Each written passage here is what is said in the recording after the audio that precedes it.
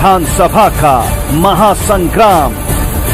बुंदेलखंड की राजनीति का एक इतिहास रहा है, क्योंकि इस राजनीति में साम दाम दंड भेद सब अपनाया जाता है। रक्षा राजपूत जी, मैडम नमस्ते भूपेंद्र भैया जी। अब ये वाला विधानसभा चुनाव ऐसा विधानसभा चुनाव नहीं है। कई लोग बोल रहे हैं परिवर्तन वाला है चुनाव, इस बार सरकार परिवर्तित होगी, लेकिन खुरई विधानसभा क्षेत्र की बात करें तो खुरई विधानसभा में आपके लिए चुनाव लड़ने के लिए मुद्दे क्या होंगे? बहुत सारे मुद्दे हैं। आपने देखा होगा कि चुनाव होते हैं, प्रदेश में होते हैं, देश में होते हैं, तीन ही मुद्दे होते हैं, महंगाई, विकास और रोजगार। इन्हीं तीनों मुद्दों पे सरकार बनती है और सरकार गिरती भी है। विकास का मुद्दा खुरई विधानसभा क्षेत्र में है। विकास जो खुरई विधानसभा क्षेत्र में हुआ है, क्या उसको आप झुठला सकती हैं? हाँ, झुठला सकते हैं।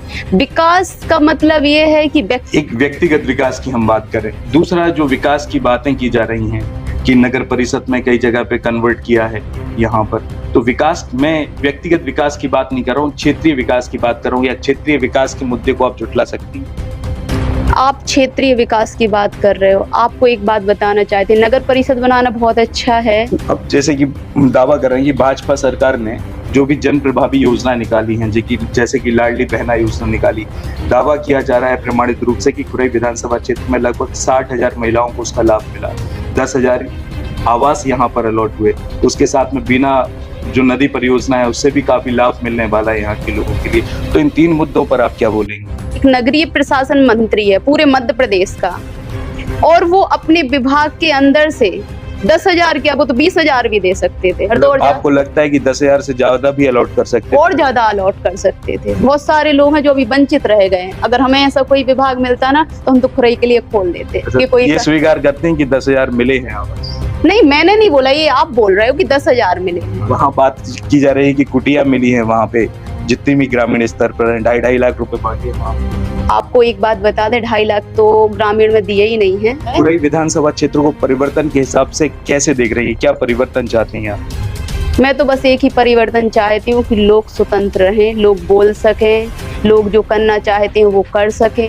क्षेत्र के विकास के लिए अब जैसे कि आपने ना लूप पॉइंट बताए हैं जो विकास हुए, लेकिन अब विकास में आप क्या देख रही हैं? किस तरीके से और करना चाहती हैं? मेरा मेन देखो, आपने एक देखा होगा कि कमलनाथ जी जब आए थे उन्होंने गऊ के लिए गौशाला बनाई। खुरई विधानसभा क्षेत्र में हमारा रेगुलर चुनावी चौपाल बैठ रही है। क्षेत्र में हुए विकासों को प्रामाणिक रूप से भी कई लोग बता रहे हैं, समर्थन दे रहे हैं। उसके बाद में जो दूसरा रोजगार का मुद्दा है, तो रोजगार के लिए अभी एक इन्वेस्टमेंट मीट हुई थी खुरई विधानसभा में।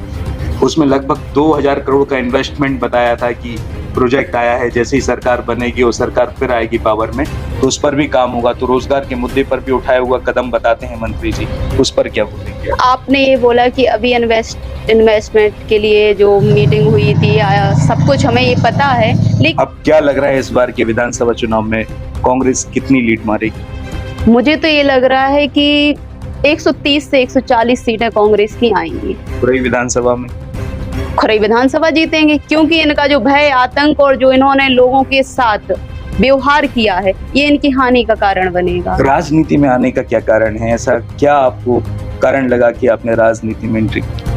मैं एक राजनीतिक परिवार से तो थी। आपका पूरा पॉलिटिकली परिवार, मेरे संजय पापा के लड़के भी सरपंच रहे और फर्स्ट नगर परिषद अध्यक्ष भी रहे। भावुक करने वाला ये प्रश्न मैंने आपसे पूछ लिया, आंखों से आंसू आ गए आपको जब टिकट का सुना।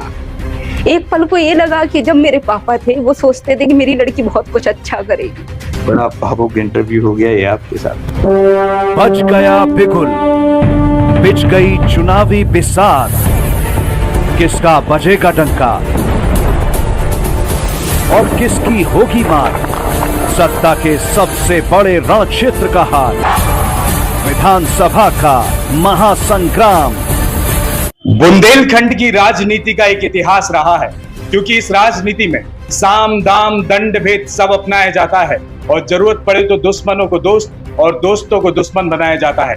नमस्कार, मैं हूं आपके साथ में भूपेंद्र सिंह और आप रिपब्लिक सागर मीडिया के साथ में हैं। मध्य प्रदेश में विधानसभा चुनावों की तारीखों का ऐलान हो गया है। मध्य प्रदेश में एक ही चरण में मतदान होने के लिए जा रहे हैं। सागर जिले की सबसे चर्चित और हाई प्रोफाइल सीट के बारे में बात करें तो वो खुरई विधानसभा क्षेत्र है। यहाँ पर काफी कयास लगाए जा रहे थे। कांग्रेस से काफी उम्मीदवार थे जो कांग्रेस से खुरई विधानसभा क्षेत्र से अपनी दावेदारी कर रहे थे, लेकिन जो दूसरी लिस्ट जारी हुई कांग्रेस की, उन्होंने सभी उम्मीदवारों को दरकिनार कर यहां से रक्षा राजपूत को उम्मीदवार बनाया है। अभी हमारे साथ में कांग्रेस की युवा नेता रक्षा राजपूत जी। मैडम बहुत बहुत स्वागत है आपका हमारे नमस्ते चैनल भूपेंद्र पे। भैया जी। आपको खुरई विधानसभा क्षेत्र से प्रत्याशी चुना गया, काफी समय से यहाँ पर कैंपेनिंग भी चल रही थी, अब कैसा लग रहा है आपको? बहुत अच्छा लग रहा है, क्योंकि पार्टी ने जो सोचा और एक क्षेत्रीय, स्थानीय और फील्ड पे वर्क करने वाले व्यक्ति को चुना, तो एक खुशी भी हुई है। और सबसे ज़्यादा खुशी ये हुई है कि जो दूसरी लिस्ट आई है उसमें महिलाओं को बहुत ज़्यादा महत्व दिया गया है। सागर जिले से 4 महिलाओं को टिकट दिया गया, तो मुझे ये लगता है कि महिलाओं के लिए बहुत अच्छा है। अब ये वाला विधानसभा चुनाव ऐसा विधानसभा चुनाव नहीं है।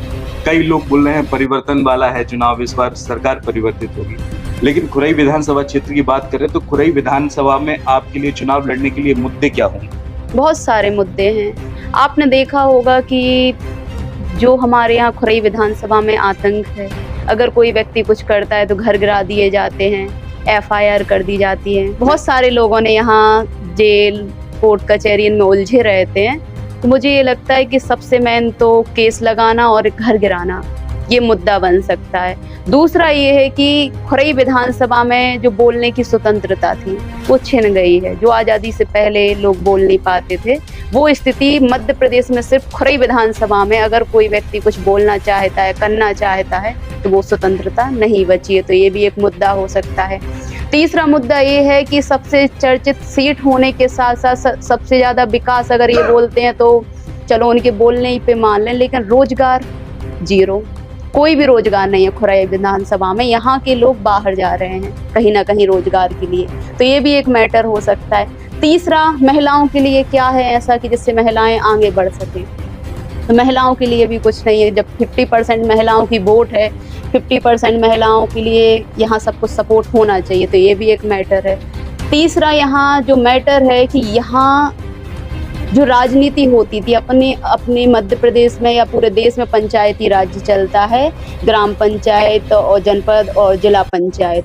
आज ये हो गया है खुरई विधानसभा में कि किसी भी व्यक्ति को अगर इलेक्शन लड़ना है तो इलेक्शन सिर्फ एक व्यक्ति के कहने पर लड़े जाने लगे। तो ये भी एक क्षेत्रीय मुद्दा हो सकता है, गांव-गांव का मुद्दा हो सकता है, नगर पालिका, नगर परिषद का मुद्दा हो सकता है। और अगर अपन इन सब चीज़ों को हटा दें तो निर्विरोध इलेक्शन कराना ये सबसे माइनस हो सकता है भाजपा के लिए। चुनाव होते हैं, प्रदेश में होते हैं, देश में होते हैं, 3 ही मुद्दे होते हैं, महंगाई, विकास और रोजगार। इन्हीं तीनों मुद्दों पे सरकार बनती है और सरकार गिरती भी है। विकास का मुद्दा खुरई विधानसभा क्षेत्र में है। विकास जो खुरई विधानसभा क्षेत्र में हुआ है, क्या उसको आप झुठला सकती हैं? हाँ, झुठला सकते हैं। विकास का मतलब ये है कि व्यक्ति का विकास। आप समझते हो ना कि बिल्डिंग बना देने से विकास नहीं होता है। विकास, आज एक हॉस्पिटल बनाते हैं तो हॉस्पिटल में एक अच्छी व्यवस्थाएं होना, डॉक्टर होना। अगर आज एक खुरई का व्यक्ति जब एकदम कोई सीरियस कंडीशन होती है उसको खुरई या भोपाल रेफर किया जाता है, तो फिर खुरई में हॉस्पिटल होने का क्या मतलब? आप कितने भी बेड के कर दो, बेड बढ़ाने से नहीं होता है, वहाँ अच्छी फैसिलिटी होने से होता है। आप अगर बोलो कि स्कूल, तो आपने देखा होगा कि क्या स्थिति है सरकारी स्कूलों की। आज बच्चे पढ़ने जाते नहीं है सरकारी स्कूलों में, और जो माँ बाप हैं एक अच्छी स्कूल में पढ़ा नहीं पाते क्योंकि फीस इतनी ज़्यादा होती है। तो ये भी बहुत बड़ा मैटर। हमें लगता है कि गवर्नमेंट को इन मुद्दों की तरफ भी ध्यान देना चाहिए। तीसरा, आप कहते हो कि रोजगार है ही नहीं। ऐसा विकास क्या काम का कि आप बिल्डिंग बना देते हो, व्यक्ति को काम करने के लिए, घर चलाने के लिए 2 पैसे नहीं है, तो यहाँ विकास खत्म हो जाता है। मुझे लगता है कि खुरई में ये मुद्दे बहुत ज्यादा। एक व्यक्तिगत विकास की हम बात करें, दूसरा जो विकास की बातें की जा रही हैं कि नगर परिषद में कई जगह पे कन्वर्ट किया है यहाँ पर, तो विकास, मैं व्यक्तिगत विकास की बात नहीं कर रहा हूँ, क्षेत्रीय विकास की बात कर रहा हूँ। या क्षेत्रीय विकास के मुद्दे को आप झुठला सकती हैं? आप क्षेत्रीय विकास की बात कर रहे हो। आपको एक बात बताना चाहते हैं, नगर परिषद बनाना बहुत अच्छा है, लेकिन नगर परिषद बना देना और वहाँ उतना विकास होना भी जरूरी है। आपने कुटी दी, अच्छी बात है, आप एक नगरीय आवास के अंदर आ जाता है, कर दिया, लेकिन क्या वो एरिया एक उस नगर परिषद या उस एरिया के बीच में आने के लायक है? आप समझ रहे हो ना। एक इतने ज्यादा जो टैक्सेशन लाद दिए जाते हैं पब्लिक के ऊपर, वो टैक्स वो पे कर सकते हैं? क्या अच्छी रोड हैं? क्या अच्छा पानी मिल रहा है, क्या पूरी सिचुएशन जो एक नगर परिषद या नगर पालिका में एक गांव की होना चाहिए वो सिचुएशन है, तो ऐसा कुछ भी नहीं है। तो आप समझ सकते हो कि बहुत सारे गांव और उनकी दूरियां भी ज्यादा हैं, 5 किलोमीटर 10 किलोमीटर। वो तो एक राजनीतिक स्टंट की तरह कि नगर परिषद में मिला दो, मर्ज कर दो और हमारी उस पर कंट्रोलिंग हो जाए, क्योंकि जो मेरा एक खास व्यक्ति उसको मैं नगर परिषद अध्यक्ष बना के बैठा दूं और जो व्यक्ति एक क्षेत्र में पंचायत चलाता था, जिसका वर्चस्व था, उसको खत्म कर देना। तो मुझे ये लगता है कि ऐसी नगर परिषदें बार बार छोटी छोटी बना देने से या टुकड़ों टुकड़ों में जो पंचायतें थी उनको इकट्ठा कर देना, प्रॉफिट भी तो हो उसका। अब जैसे कि दावा कर रहे हैं कि भाजपा सरकार ने जो भी जन प्रभावी योजना निकाली हैं, जैसे कि लाडली बहना योजना निकाली, दावा किया जा रहा है प्रमाणित रूप से कि खुरई विधानसभा क्षेत्र में लगभग 60,000 महिलाओं को उसका लाभ मिला, 10,000 आवास यहाँ पर अलॉट हुए, उसके साथ में बिना जो नदी परियोजना है उससे भी काफी लाभ मिलने वाला है यहाँ के लोगों के लिए। तो इन 3 मुद्दों पर आप क्या बोलेंगे? आपने सबसे ज्यादा ये बोला कि कितने आवास कितने मिले हैं, 10,000। आप ये एक बात ये हम भी मान सकते हैं, एक नगरीय प्रशासन मंत्री है पूरे मध्य प्रदेश का, और वो अपने विभाग के अंदर से 10,000 क्या, वो तो 20,000 भी दे सकते थे। जो लोग पात्र हैं और जिनके लिए मतलब घर मिलना भी चाहिए, उनको घर नहीं मिले हैं, वो तो कितने भी दे सकते हैं। हम तो ये कहते पूरे खुरई में एक घर ही ना छूटे किसी का भी। तो कहीं ना कहीं ये चीज तो कमी रही है। घर तो और आपको लगता है कि 10,000 से ज्यादा भी अलॉट कर सकते और ज्यादा अलॉट कर सकते थे। बहुत सारे लोग हैं जो अभी वंचित रह गए हैं। अगर हमें ऐसा कोई विभाग मिलता ना तो हम तो खुरई के लिए खोल देते। कि कोई ये स्वीकार करते हैं कि 10,000 मिले हैं? नहीं, मैंने नहीं बोला, ये आप बोल रहे हो कि 10,000 मिले हैं। मुझे तो ये लगता है कि उन्होंने अपने लोगों को ज्यादा प्रेफरेंस दिया है, जरूरतमंद से ज्यादा। जो जरूरतमंद है, जिनकी जरूरत है, जिनका घर सच में टूटा हुआ है। और आपको एक बात और बताना चाहते हैं, आपने बोला कि 10,000 आवास मिले हैं, तो आवास कहाँ मिले हैं ये भी तो आप बात करें। नगर परिषद नगर पालिका में मिले हैं जिसके वो मंत्री हैं। आप गांव की स्थिति जाके देखो, वहां आवास मिले हैं क्या, किस स्थिति में लोग रह रहे हैं, वहां विकास है क्या, वहां रोड है क्या। वहां बात की जा रही है कि कुटिया मिली है, वहां पे जितनी भी ग्रामीण स्तर पर 2.5 लाख रुपए बांटे। आपको एक बात बता दें, 2.5 लाख तो ग्रामीण में दिए ही नहीं है। हाँ।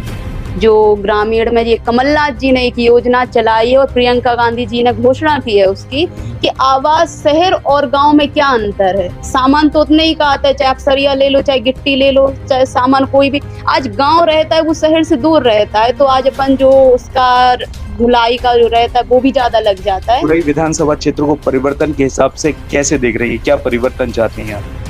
मैं तो बस एक ही परिवर्तन चाहती हूँ कि लोग स्वतंत्र रहें, लोग बोल सकें, लोग जो करना चाहते हैं वो कर सकें। और खुरई का मेन मुद्दा है आज़ादी।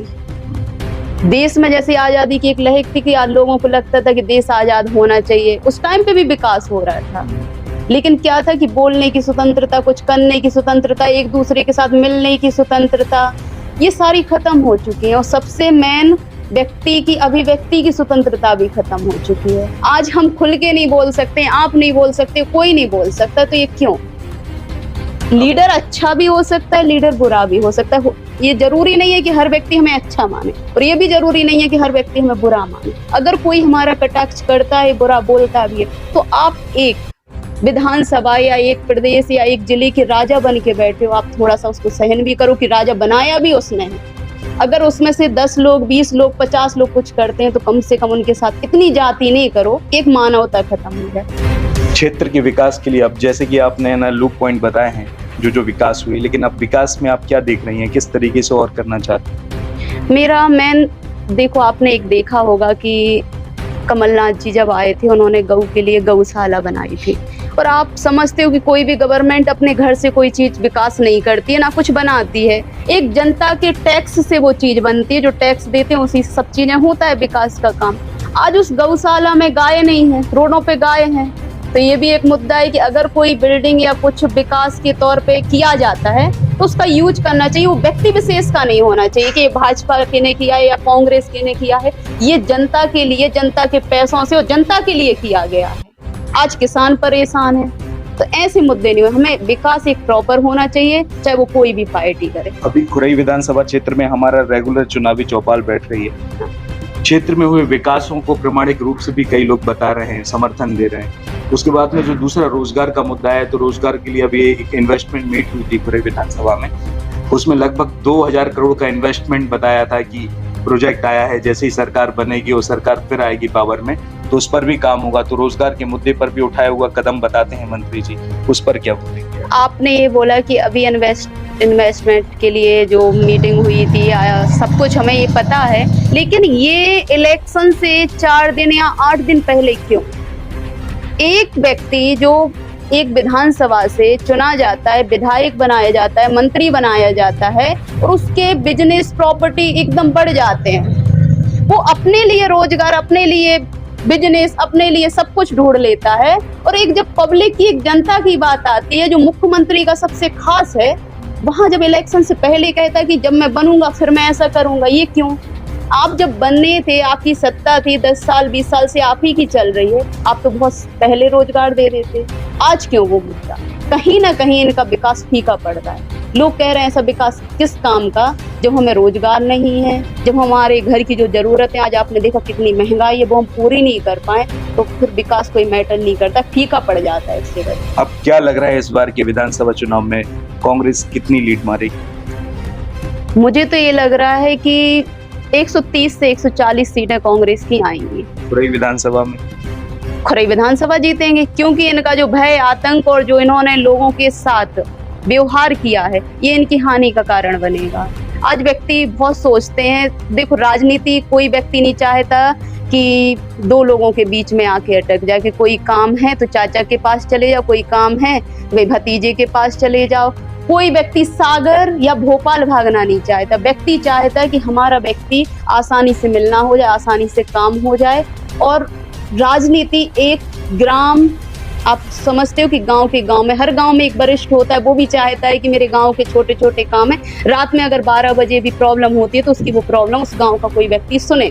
आज स्थिति ये हो गई है कि सुनने के लिए भी दूर दूर जाना पड़ता है। इस चैनल के माध्यम से मतदाताओं को कोई संदेश देना चाहते हैं कि जब वो मतदान देने के लिए जाए 17 नवंबर को, तो मतदान देने से पहले किन किन बातों का ध्यान रखें? मैं खुरई की जनता से और अपने परिवार के लोगों से बस इतना बोलना चाहती हूँ कि भय, खौफ, आतंक बहुत ज्यादा है। इन सबको दूर करके, वोट ओट में होती है, कोई नहीं देखता है। बदलाव आपको करना है, इस माहौल को आपको बदलना है और बहुत अच्छा हो सकता है खुरई।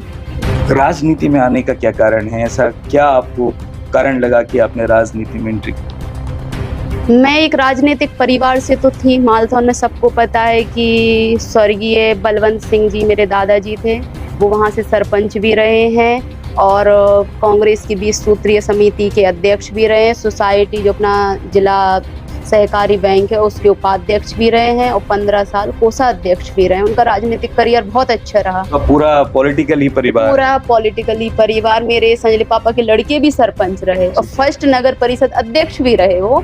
ये सब होने के बाद भी मैं राजनीति से बहुत दूर थी। मेरे पापा टीचर थे, शिक्षक थे और उन्होंने पढ़ने पर ज़्यादा फोकस किया कि जब पढ़ोगे तब कुछ करोगे। लेकिन जब 2015 की बात है, छोटी छोटी सी ऐसी घटनाएं होती हैं अपनी लाइफ में जो अपना जीवन पूरा बदल देती हैं। मेरी भी लाइफ में ऐसे ही हुआ कि मेरे जीवन को उन घटनाओं ने बदल दिया। फिर मैं पॉलिटिक्स में आई। क्या है कि जब व्यक्ति एक मुद्दा उठाता है और उसे ये लगता है कि हमें पब्लिक के बीच में जाना है और ऐसा करना है, तो उस टाइम पे क्या हुआ कि मैं एक छोटी सी लड़की थी। मुझे पॉलिटिक्स से दूर दूर तक मेरा कोई नाता नहीं था। उस टाइम पे मेरे घर में कुछ ऐसी घटनाएं हुई, मतलब घर से भी बेघर हो गई, जमीन से भी बेघर हो गई, सब चीजें हो गई। और मेरे पापा बहुत सीधे साधे थे। इसके होते होते 17 में मेरे पापा की डेथ हो गई। वो भी एक सुसाइड केस था, बहुत सीरियस कंडीशन थी, ऐसी थी। फिर मैं उससे भी गुजरी। तो धीरे धीरे कहते नहीं है कि मेरे मन में ये आया कि ये है क्या समाज और समाज में हो क्या रहा है।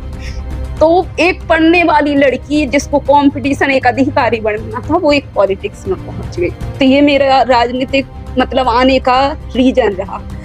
एक व्यक्ति को नेता भी जनता बनाती है और मिटाती भी जनता है। बड़ा भावुक करने वाला ये प्रश्न मैंने आपसे पूछ लिया, आंखों से आंसू आ गए। आपको एक बात बताए ना, आज मुझे टिकट का सुना, एक पल को ये लगा कि जब मेरे पापा थे वो सोचते थे कि मेरी लड़की बहुत कुछ अच्छा करेगी। अधिकारी बनेगी, पढ़ेगी। और आज ये सिचुएशन हो गई कि मध्य प्रदेश में उसकी लड़की का नाम चल रहा है, लेकिन वो मेरे सामने देखने के लिए नहीं। तो ऐसी क्या सिचुएशन थी? तो थोड़ा सा भावुक करने वाला तो है। बड़ा भावुक इंटरव्यू हो गया ये आपके साथ। बहुत बहुत धन्यवाद चैनल के साथ में जुड़ने के लिए। जैसा कि आपने देखा कि अभी हमारे साथ में थी कांग्रेस से घोषित प्रत्याशी खुरई विधानसभा क्षेत्र से रक्षा राजपूत। इस बार कांग्रेस ने एक महिला कैंडिडेट से अपना दांव खेला है खुरई विधानसभा क्षेत्र से। मध्य प्रदेश की सबसे चर्चित और हाई प्रोफाइल विधानसभा सीट है खुरई विधानसभा क्षेत्र। अब खुरई विधानसभा क्षेत्र का परिवेश क्या होगा, परिवर्तन होगा या नहीं, ये तो चुनावी परिणाम ही बताएगा। लेकिन मध्य प्रदेश में जिस हिसाब से इस बार विधानसभा चुनाव होने के लिए जा रहे हैं, बेहद ही इंटरेस्टिंग है। और अब जो सागर जिले से 4 विधानसभा सीटों पर जो कांग्रेस ने प्रत्याशी उतारे हैं, चारों विधानसभा सीटों पर महिलाओं को प्रत्याशी बनाया है। रैली विधानसभा क्षेत्र से इंजीनियर ज्योति पटेल को उतारा है। सागर विधानसभा क्षेत्र से निधि जैन को उतारा है। उसके साथ साथ बीना विधानसभा क्षेत्र से निर्मला सप्रे को उतारा है इस बार के विधानसभा चुनाव में। फिलहाल इस एपिसोड में इतना ही। मैं भूपेंद्र सिंह रिपब्लिक सागर मीडिया की ओर से आप सभी से विदा लेता हूं। जय हिंद, जय भारत। बच गया बिगुल, बिछ गई चुनावी बिसात, किसका बजेगा डंका और किसकी होगी मार। सत्ता के सबसे बड़े रण क्षेत्र का हाल, विधानसभा का महासंग्राम।